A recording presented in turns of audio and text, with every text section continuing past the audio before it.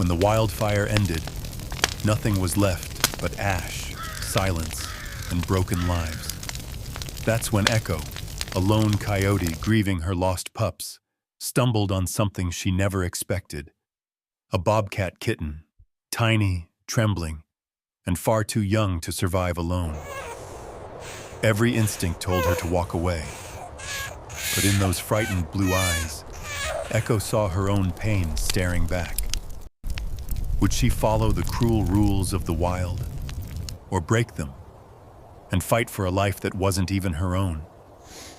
Where are you watching from? Comment your city or country below, and let's begin. If you're watching this on your TV, grab your remote, scroll down, and hit that red subscribe button.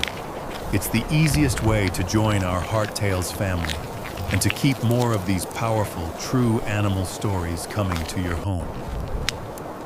The first thing you notice is the sky. How it doesn't just darken, but burns, all molten and angry at the edges as dusk settles in. The trees, or what's left of them, stand like blackened bones, their jagged silhouettes stabbing into the last streaks of sunlight.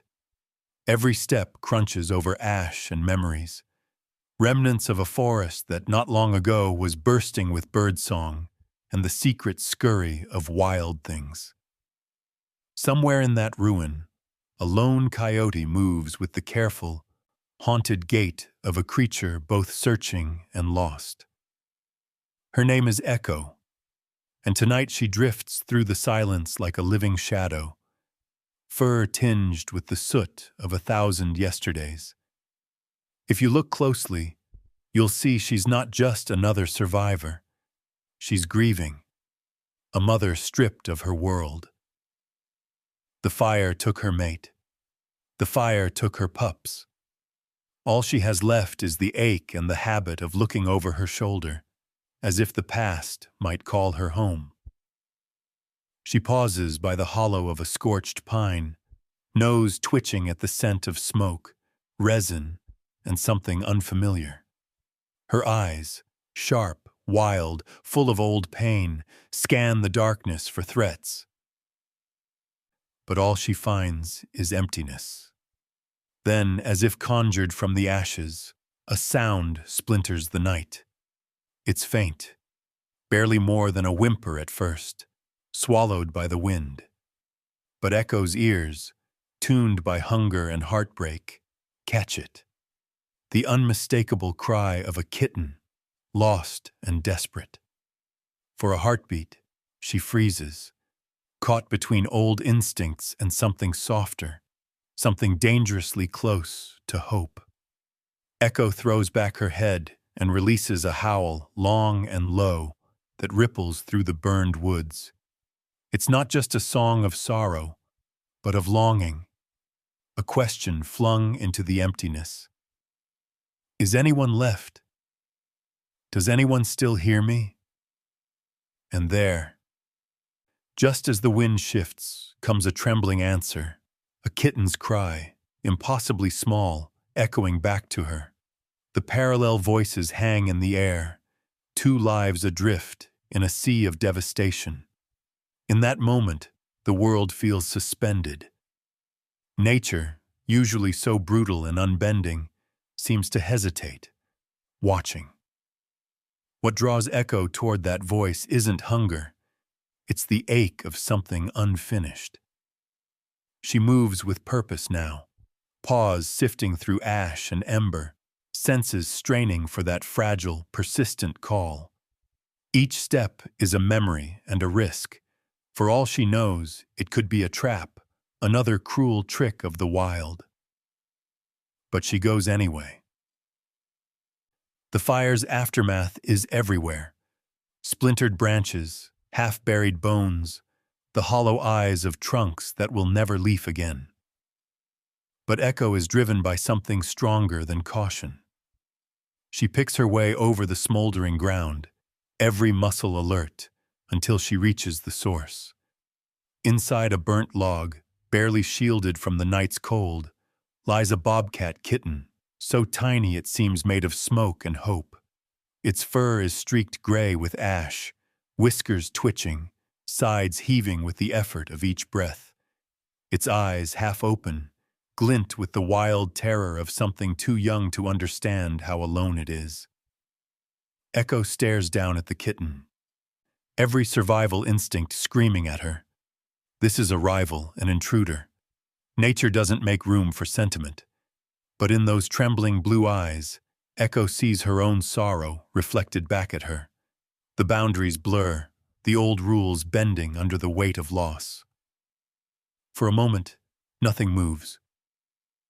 Two survivors, one predator, one prey, locked together by the echo of things they've lost.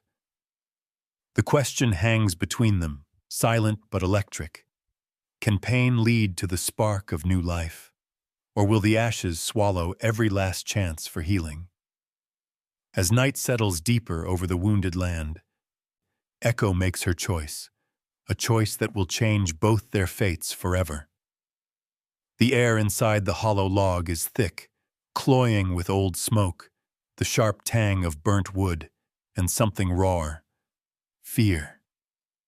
Blaze, the bobcat kitten, lies curled so tightly he's almost invisible, a knot of trembling fur barely larger than a handful. He is shivering, even as his tiny heart drums out a frantic, stubborn rhythm of survival. In this moment, he is the last ember in a sea of cold ash. Echo stands over him, casting a shadow that flickers with each nervous breath. For a long, tense heartbeat, predator and prey face each other. Bound by instinct and something deeper, grief maybe, or the strange alchemy of loss. Nature's rules are simple here. A coyote doesn't just walk away from a wounded bobcat. Instinct says end it now. But Echo hesitates, caught between hunger and heartache. Blaze's eyes, raw and glistening, meet hers. There's no bravado in him, just confusion and the ancient plea of the helpless. Don't leave me. Not yet. Echo's chest tightens. For one irrational second, she thinks of her own pups, their bodies curled against her side on nights like this, before the fire. She remembers the way they used to whimper in their sleep, the way she would tuck her muzzle against their necks, promising silent protection. But those days are gone, turned to smoke. What she has left is this moment and this choice. A gust of wind rattles the burnt log, scattering a flurry of ash. Echo's jaws clench. She circles the kitten, testing the air, every muscle poised to strike or retreat. But Blaze, too weak to even shrink away, only mews again, his voice splintering with desperation. The sound slices through Echo's doubt. Her body acts before her mind can catch up.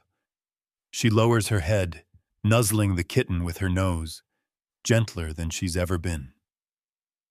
Blaze flinches, then relaxes, his body molding to her warmth as if he's known her all his short life. Instinct battles reason. Echo's eyes close for a moment. She makes her decision. Carefully, she grips Blaze by the scruff, not with a killer's bite, but the practiced gentleness of a mother.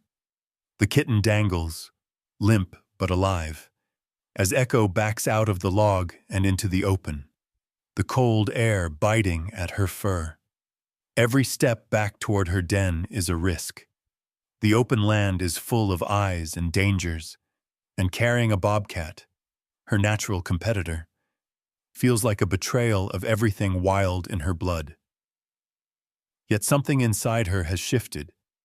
The urge to protect has rekindled. Faint, but undeniable. Echo moves with swift determination, weaving through the charred skeletons of trees, each one a silent witness to her impossible choice. She dodges the deeper pits of ash, careful not to jostle the kitten too much. Blaze's tiny body swings with each stride, but she holds him steady, her jaw trembling only slightly. At the entrance to her rocky den, She pauses, sniffing for danger. The land is oddly still, as if the world itself is watching.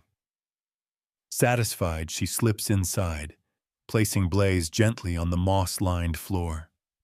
The den, though small and cold, is safer than the exposed ruins above. Here, the walls remember laughter, her pup's first steps, the rough play that once filled these shadows. Blaze huddles, blinking up at her. Echo stretches beside him, her body curling protectively, fur bristling with resolve. For a moment, there is only the sound of their breathing, the slow, halting beginning of trust. But survival in this wasteland is never simple. Echo knows hunger will come for both of them soon. Still, as she licks the ash from Blaze's face, her movements unsteady but determined, something in her chest sparks to life. It's small, but it's real. The possibility of hope. Outside, the fire-scarred forest groans in the wind. But inside the den, warmth begins to return, one breath, one heartbeat at a time. Night in the burned forest comes on fast and cold. The silence outside is nearly absolute. A hush so deep you can hear every tremor of the earth settling, every faint sigh of the wind as it threads through the ruins. But inside Echo's rocky den, life holds on by a thread. Blaze lies on the mossy floor, curled so tightly he almost disappears into himself. His breaths come quick and shallow, and the ash that stains his fur gives him the look of a creature born from the fire itself. Echo settles beside him, her body a wall of warmth and protection, every muscle taut with a mother's haunted vigilance. She is no longer just a lone survivor. She has become something more, a guardian against the world's cruelty, if only for tonight. Echo's tongue works carefully, licking the soot from Blaze's tiny face, each stroke gentle, almost reverent. She remembers the way she used to groom her own pups, how they'd squirm and squeak, how she'd nuzzle them until their cries softened into purrs of contentment. But this kitten is different. Blaze does not purr. He shivers. His eyes flicker open, glazed and heavy, but when Echo pauses, he stretches out one frail paw and hooks it clumsily into her fur, refusing to let her drift away. The gesture is so small, so desperate, that Echo freezes. There is something in that touch, a plea, maybe, or a promise. The den, for all its chill and shadows, seems a little less empty. Hunger is a cruel companion here. Blaze's cries, so sharp at first, grow weaker as the hours drag on. Echo paces, her mind torn between instinct and an ache she cannot name. She slips outside before dawn, nose to the ground, searching the blackened woods for any scrap of food, a mouse, a squirrel, even beetles or roots if she must. The forest is barren, but Echo is relentless. She returns at last, breathless and dirty, her mouth full of meager prey. She lays the offering at Blaze's side and noses him awake, tearing the flesh into tiny strips with delicate precision. Blaze, so young, only bats at the food, too weak and unskilled to eat on his own. Echo tries again and again, nudging, licking, willing him to taste life, but his body is made for milk, not meat, and the effort only exhausts him further. Still, Echo refuses to surrender. She curls tighter around the kitten, her heartbeat slow and heavy beneath his ear. Every so often, Blaze's paw twitches, as if in some dream of warmth or safety. Echo's eyes, usually hard and wary, soften with a patience that borders on saintly. Outside, the wind picks up, rattling the rocks and bringing with it the smell of distant rain. Echo listens to the storm gathering, her mind racing with old fears. Wolves, hunger, the memory of flames licking at her heels. But each time Blaze's breath hitches, she draws him closer, anchoring him to the living world. The hours stretch thin. Time in the den becomes elastic, measured not in minutes, but in the rise and fall of Blaze's chest, the quiet resolve in Echo's eyes. She is fighting for two now, against hunger, against despair, against the pull of the past. And somewhere in that struggle, something extraordinary happens. The kitten, so fragile he seemed destined for silence, stirs against Echo's side. He nuzzles her fur, searching for warmth, and for a brief, miraculous moment, his purring begins, soft and uncertain, like the first green shoot breaking through burnt soil. In that unlikely shelter, hope dares to take root. At sunrise, the burned forest is bathed in a cold, pewter light. The smoke has thinned, but the air still tastes like regret and something unfinished. High above the hollow, where Echo's den is hidden, a pair of binoculars glint in the trembling dawn. Eyes, patient and sharp, watching from the far ridge. Maria has always been a watcher. 20 years of tracking coyote packs through blizzards and droughts have carved lines around her eyes, toughened her hands, taught her to read the smallest movements in the brush. Now, as the world tries to stitch itself back together after the wildfire, Maria is here, combing the battered land for survivors, hoping maybe for a miracle she's too tired to name. Her battered pickup is hidden beneath the twisted boughs of a scorched juniper, radio crackling with static. She sips bitter coffee from a dented thermos, eyes never leaving the valley. Her GPS receiver sits beside her, a tiny red dot pulsing with every heartbeat from Echo's collar. The coyote has always been a curiosity, a loner, tough as rawhide, too clever for traps or tranquilizers. But lately, Echo's movements have been strange, circling one small area, returning again and again, refusing to range like before. Maria raises her binoculars, scanning the patchwork of shadow and ash. At first, she sees nothing but emptiness, until a flicker of movement at the den's mouth catches her attention. She adjusts the focus, squinting against the early light. There, a coyote, unmistakably Echo, crouched protectively before the den. But she is not alone. Maria leans forward, pulse quickening. Peering out from behind Echo is a second shape, tiny, fragile, unmistakably feline.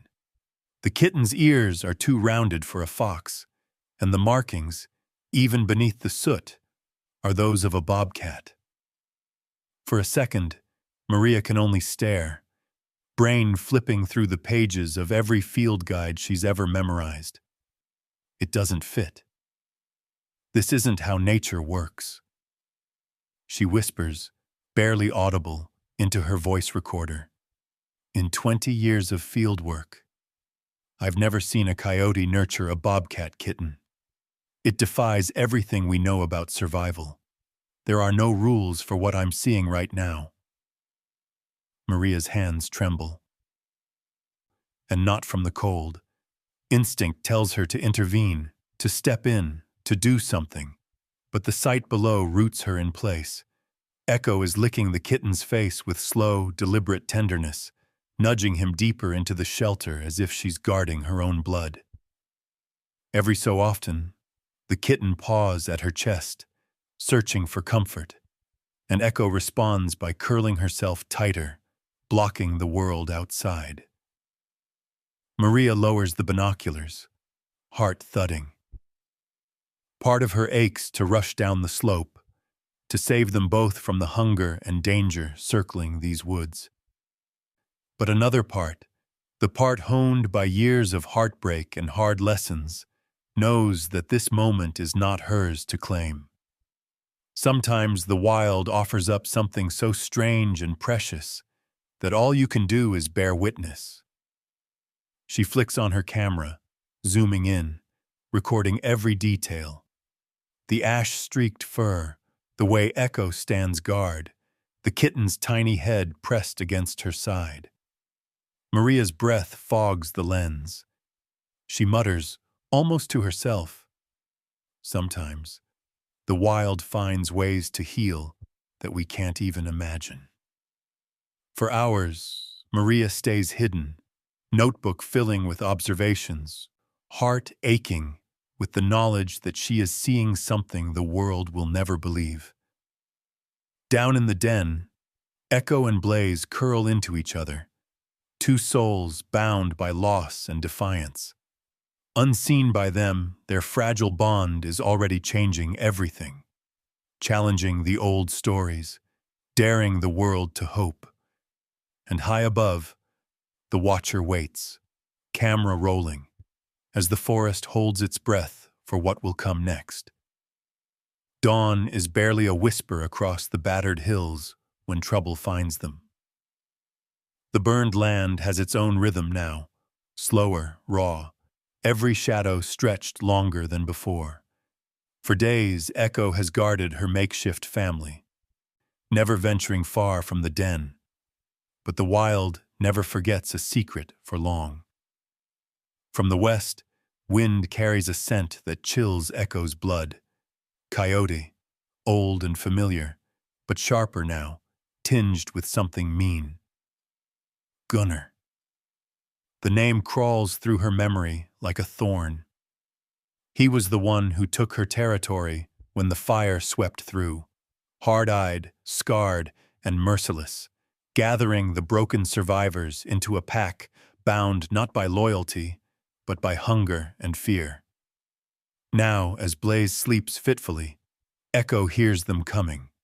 First the snapping of twigs, then low growls, and finally the unmistakable pad of paws too heavy for a lone wanderer. Gunner moves with his usual swagger, his fur patched and ragged, yellow eyes full of challenge. Two younger coyotes, his followers, slip behind him, their movements nervous but eager for his approval. At the mouth of the den, Echo rises, planting herself between Blaze and the world.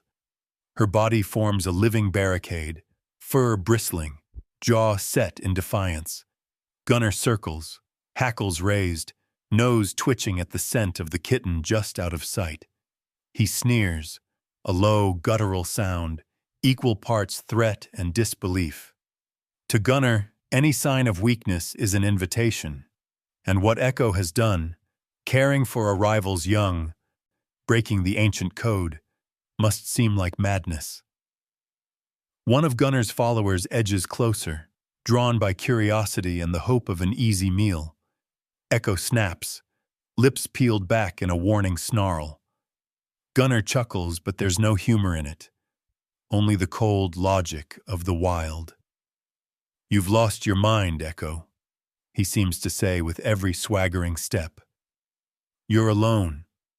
This isn't how survivors act." But Echo doesn't flinch. She stands her ground, every muscle taut, gaze locked on Gunner's. The wind shifts, carrying the faintest whimper from the den. Blaze, sensing the danger, crying out for protection. That sound is all Gunner needs. With a lunge, he rushes the entrance, jaws wide, his packmates at his heels. Echo meets him head-on, body slamming into his with a force born of desperation. Teeth flash, fur flies. The world narrows to violence. Snarls, yelps, the sharp sting of claws on flesh. For a terrible moment, it seems Gunner's strength will win out. He is larger, ruthless, fighting not for love but for power. But Echo, fueled by something fiercer than hunger, refuses to give ground. She twists, biting, driving him back from the den with a mother's reckless courage. Her jaws clamp onto his shoulder. He yelps, surprise flickering across his face. The younger coyotes hesitate, unnerved by Echo's fury. Blaze, pressed deep in the shadows, watches wide-eyed, the world reduced to the sounds of survival. Finally, with one last shove, Echo forces Gunner back. Bleeding, he shakes himself and spits a guttural snarl. For a moment, he considers charging again. But Echo's eyes, wild, unwavering, warn him that this fight will cost him dearly. He backs away, pack in tow, disappearing into the smoke-stained trees. Echo stands, panting, sides heaving, blood trickling down her leg. She limps to the den's entrance and peers inside, finding Blaze cowering, silent but alive. She noses him gently, her touch trembling but victorious. The forest falls quiet again, broken only by the wind sifting through the ruins and Echo's heavy breathing. For now, they are safe. But deep down, Echo knows Gunner will return. And next time, he won't come alone. The world outside is tense and silent, the ashes from the wildfire swirling in the shifting wind. Inside the den, hope flickers, fragile as a candle in the storm. Echo's wounds sting, but her mind is on Blaze, the tiny bobcat now curled beside her, breathing in fits and starts. Days blur together. Each sunrise brings new hunger and cold. Blaze, already weak, grows thinner by the hour. His cries, once sharp, become a hoarse whisper, breaking the stillness only to remind Echo of everything she's powerless to fix. She tries to feed him scraps of mouse, bits of squirrel, chewing and softening the meat with desperate care. Each time, Blaze licks at the food, but his teeth and body are built for milk, not flesh. The nourishment never takes hold. Echo refuses to accept it. She paces the den restlessly, nose pressed to Blaze's fur, licking his face, urging him to stay awake, to breathe, to fight. She nudges him upright when his head droops, whimpers softly when he slips back into uneasy sleep. Her world contracts to the span of a few feet. The rough walls of the den, the moss underfoot, the steady, fading heartbeat of the kitten she cannot lose. Outside, the forest is still dangerous. Gunner's pack lingers at the edges, unseen but felt, shadows that haunt every moment of calm. Echo knows she cannot leave Blaze for long. Every foraging trip is a gamble. When she must go, she races through the ruined woods, desperate and reckless, her wounds reopening with every leap and tumble. She brings back what little she can, her gifts laid gently before Blaze, hope fading each time he refuses to eat. Across the valley, Maria watches. From her hidden perch, the ranger has seen everything: the first rescue, the impossible bond, the brutal clash with Gunner. But now, as her camera lens captures the den's entrance, she sees only defeat in Echo's posture and hears the silence from within. It tugs at something deep inside her. In her notebook, Maria scribbles, "Kitten near death. Coyote refusing to abandon him. Intervention risk. Natural balance versus compassion." Maria's hands hover over her equipment. She's always told herself not to interfere, to let nature write its own story. But now, watching Echo nuzzle the kitten, her own heart cracks. She whispers, as if the world might hear, "If I don't step in, neither of them will make it."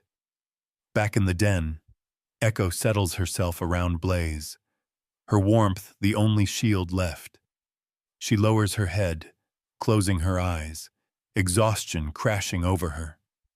In her dreams, she sees her own lost pups, hears their yips in the darkness. She wakes to silence, broken only by Blaze's shallow breaths. As dusk falls, Blaze grows stiller. Echo curls tighter, refusing to let him go, as if her will alone could anchor him to this world. The shadows lengthen, the cold creeps in, and Maria, watching from afar, knows the moment of decision is near. In the end, it is not violence or hunger that will claim them, but time. And time, Echo knows, is running out. As the sky bleeds red over the broken forest, dusk settles with a kind of heavy finality. In Echo's den, time hangs on a thread. Blaze barely moves now, his breath soft as secrets, his body curled tight against the only warmth he knows. Echo keeps vigil, her eyes hollowed by fatigue and fear. She listens to every sound in the shifting dark, hoping for a miracle, dreading what else the night might bring. The miracle does not come.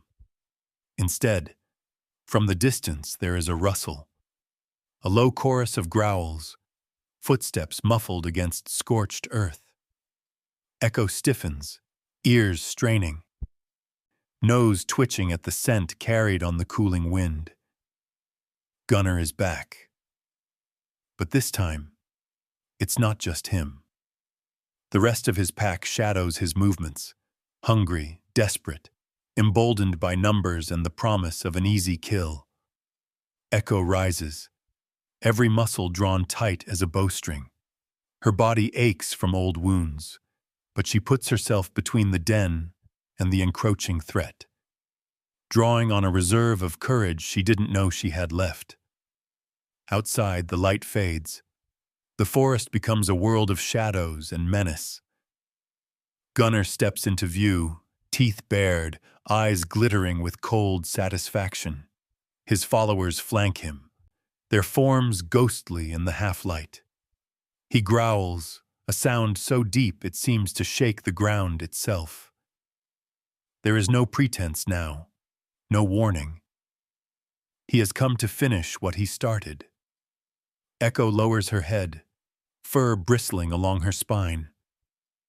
In the silence that follows, even the wind holds its breath. With a signal, a single guttural bark, Gunnar lunges. The pack surges forward, fangs flashing. Echo meets them head-on, her snarl echoing through the trees. The world explodes into chaos. Bodies collide, teeth snap. Claws rake through fur and flesh.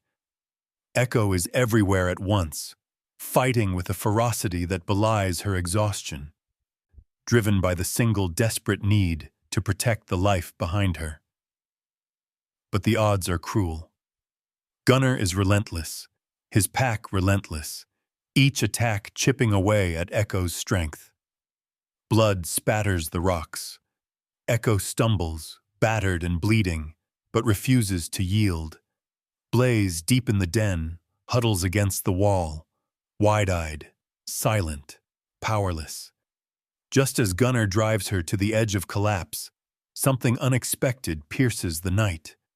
A sudden burst of fire and light. A flare screams upward, splitting the darkness with its shrill hiss and shower of sparks. For a heartbeat, everything freezes. The wild, the fight. Even Echo herself. Gunnar's pack scatters, spooked by the explosion, their courage evaporating in the face of this new terror. Echo staggers, battered but alive, never turning her back to the threat, even as the pack flees into the trees. Gunnar lingers, eyes full of hatred and confusion, then vanishes into the shadows, his plans undone. In the silent aftermath, Echo collapses at the entrance of the den, her chest heaving, every muscle trembling from the fight. Blaze, sensing a change in the air, whimpers softly. Echo drags herself to his side, pressing her muzzle to his fur, as if to say, "We survived, for now." Just beyond the tree line, Maria lowers the flare gun, heart pounding in her chest. She locks eyes with Echo, a silent promise passing between them. The wild and the human, both outcasts, both unwilling to let go. But night is far from over.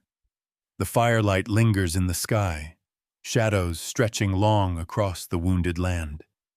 In this moment, Echo and Blaze cling to life, held together not by strength, but by the thin, unbreakable thread of hope. Smoke lingers in the air, twining through the branches as the last light of the flare fades, casting a ghostly glow over the ravaged earth. Echo collapses beside Blaze in the den, her breaths ragged, sides streaked with blood. Every instinct tells her to stay alert, to fight, to guard what remains. But exhaustion drags at her bones, heavy and deep. Beyond the mouth of the den, the forest is still at last. Gunner's pack has scattered. The danger, at least for now, has passed. Echo's vision blurs at the edges, pain and fatigue weaving together, making the world feel distant and strange. Beside her, Blaze barely stirs. His body is limp, each rise and fall of his chest more fragile than the last. Through the silence, a new sound approaches. Soft, careful footsteps on the burnt earth. Maria moves slowly, one hand raised, the other clutching her battered field kit. She stops at the edge of the den's circle, letting the moment breathe. For a long time, she simply watches. This battered coyote, this dying kitten, the impossible shelter they've made together. Echo lifts her head, ears flat against her skull, baring her teeth with the last of her strength. But there is no malice in Maria's eyes, only grief, awe, and something like apology. She kneels, voice soft as she whispers into the dusk, "I'm not here to hurt you." For a tense heartbeat, wild and human are balanced on the edge of decision. Echo's body trembles. She wants to snarl, to drive this stranger away. But she is spent, her wounds raw, her will almost gone. All she can do is curl tighter around Blaze, shielding him with the battered shell of her own body. Maria waits. Then, as if understanding passes silently between them, she moves forward, slow and deliberate. Echo doesn't bolt. She doesn't attack. She simply watches, golden eyes full of a pain Maria has never seen on any chart or in any animal before. Kneeling beside them, Maria slips her hand into her kit and pulls out a thermal blanket, tucking it gently around Blaze's trembling body. The kitten stirs, mewling faintly. Maria's hands are steady, but her heart is racing. She knows every second matters. "Hey, little one," she murmurs, her voice breaking. "You've got a whole world left to see." For the first time, Echo allows someone else to take charge. She lets Maria scoop Blaze into her arms, the blanket cradling him close. Blaze blinks up at her, his eyes glazed but searching, instinct pulling him toward warmth, toward life. Maria glances at Echo one last time, and in that look, a wordless promise passes between them. "I will not let him die alone. I will not forget what you've done."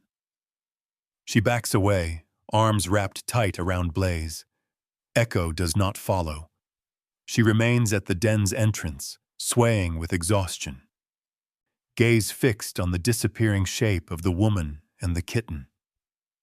For a moment, the wild and the human worlds have overlapped, two stories stitched together by need and mercy. As Maria disappears into the trees, the forest closes in around Echo. She sinks to the ground, utterly spent, her senses raw with loss and relief and something she cannot name.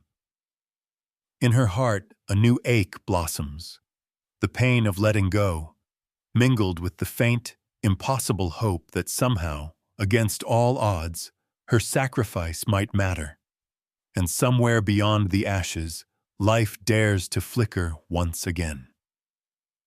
In the weeks that follow, the forest slowly begins to heal. Rain returns, softening the blackened earth, coaxing fragile green shoots from cracks in the ash. Yet even as the land stitches itself together, the story of Echo and Blaze branches in two directions, each path marked by loss, but not defeat. At the Wildlife Rescue Center, Blaze's world is remade. Maria never leaves his side during those first nights, her hands steady as she nurses him with bottles and careful warmth. There are moments when it seems Blaze will slip away, when his breaths falter, his small body racked by tremors, memories of hunger and smoke clinging to him like a second skin. But every time he weakens, Maria whispers encouragement, never allowing the silence to claim him. Blaze survives. More than that, he thrives. The milk and medicine work their quiet magic. His eyes brighten, fur regains its golden spots, and muscle returns to his limbs. Staff marvel at his resilience. Maria alone understands the secret behind it, the echo of a mother's care, passed from predator to prey, from coyote to bobcat. She watches Blaze closely, never missing the way he startles at certain scents or curls into himself in sleep. Scars that linger, invisible to all but those who truly see. As Blaze grows, so does his wildness. Maria ensures that he learns to stalk and leap, to chase live prey, to use every instinct the forest tried to burn away. There are setbacks, moments when Blaze looks for a warmth he can't quite name, or stares at the moon through the rescue center's window, as if searching for something just out of reach. Meanwhile, miles away, Echo limps from her den, her wounds slow to heal. The land remembers her. Her scent marks the rocks and hollow logs, but her spirit is restless. No longer tied to one place, Echo ranges far, seeking a life beyond the ghosts of fire and hunger. Gunnar and his pack have faded into the wilderness, leaving the territory open, but Echo no longer cares for power. She is looking for something else, peace maybe, or simply survival without fear. As seasons turn, the GPS tracker on Echo's collar pings less and less. Maria, back at her desk, watches the red dot move steadily away from the scarred valley, past rivers and hills, until it settles at last near a new pack's range. For the first time in many months, Echo is not alone. She is seen moving beside another solitary male, sometimes accompanied by the playful yips of pups. Her story, too, begins again. 18 months pass. On the day Blaze is ready for release, Maria stands at the edge of the forest with trembling hands. Blaze is bigger now, strong, beautiful, wary. The rescue team opens the crate, and for a moment he hesitates, golden eyes darting between Maria and the wilderness that calls to him. Then he bounds out, vanishing into the green and gold. Maria watches until Blaze disappears. The woods swallow him in dappled light. But before he is gone, he stops atop a ridge, silhouetted against the distant mountains. His head turns, one last look over his shoulder, back toward the world of people, of warmth, of a coyote who once dared to love what she was meant to hate. For a long moment, Blaze holds still, as if pulled by memory. Then, with a flick of his tail, he slips into the wild, following the old instinct that once called Echo home. In this world, pain does not always end in parting. Sometimes, even as lives diverge, they are forever braided together by scars, by mercy, by the shared defiance to survive. There are places in the forest where the scars never quite fade. Even as new grass covers the old wounds and wildflowers claim the blackened earth, reminders remain: broken stumps, charred stones, silent echoes of all that was lost. But within those ashes, something else takes root. The memory of two lives, forever altered, forever connected by what they survived together. Blaze roams the wild now, his coat sleek and strong, his movements confident. He navigates the world with a wary grace, instinct guiding each leap over tangled roots, each cautious drink at moonlit streams. He is wholly bobcat, a creature born to hunt and hide. But there are nights, quiet and silver under the stars, when he pauses, listening to the wind as if it might still carry a long-ago lullaby. Sometimes he lifts his nose and catches the scent of coyote, faint and distant, and some old spark flares within his chest.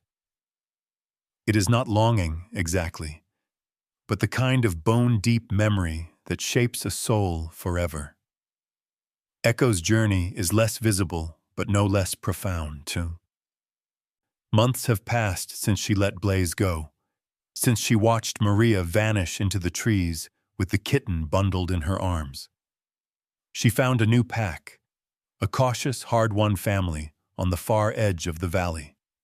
Together, they've rebuilt a life among the ruins, their voices rising in song as dusk falls. Echo's body still bears the marks of old battles, but her heart is steadier now.